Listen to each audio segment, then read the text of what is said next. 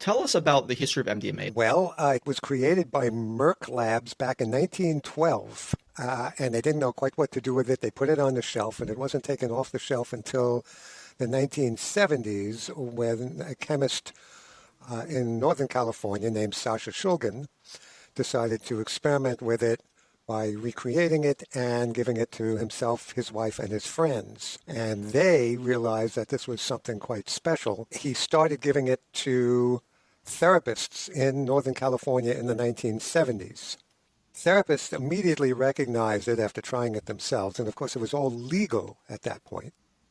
They recognized that this would be a good drug to give their couples. So they would give their couples, they'd say, here are 2 pills. We call this pill empathy.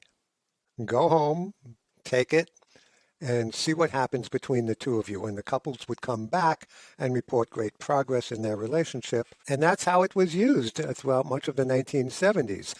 As the 1980s came along, somebody who was enterprising, gave it the name Ecstasy, and realized that it was good for dancing. He brought it to Dallas and started giving it away in the nightclubs, and that's where it exploded. And people didn't know about the protocols that we know about now.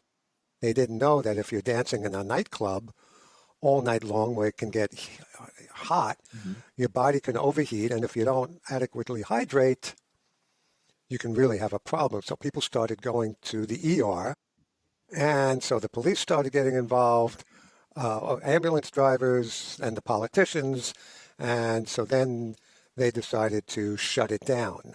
And the FDA classified it as a Schedule I drug in 1985. Since 1985, a man named Rick Doblin, who you may have heard of, formed an organization called MAPS, the Multidisciplinary Association for Psychedelic Studies, to lobby the government for the permission to do research with MDMA, namely by proposing that MDMA can possibly heal post-traumatic stress disorder in veterans and in survivors of sexual violence.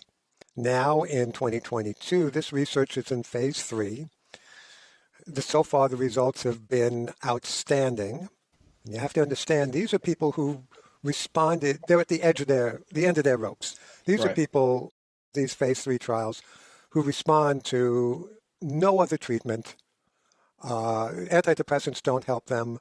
They're desperate. They're crazed with horrible flashbacks, nightmares, making their family life miserable for everyone around them.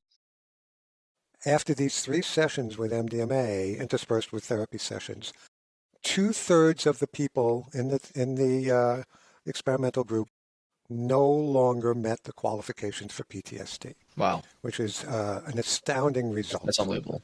Mm-hmm. And so at the current rate, MDMA will be a legal prescription-only drug within about 2 years' time.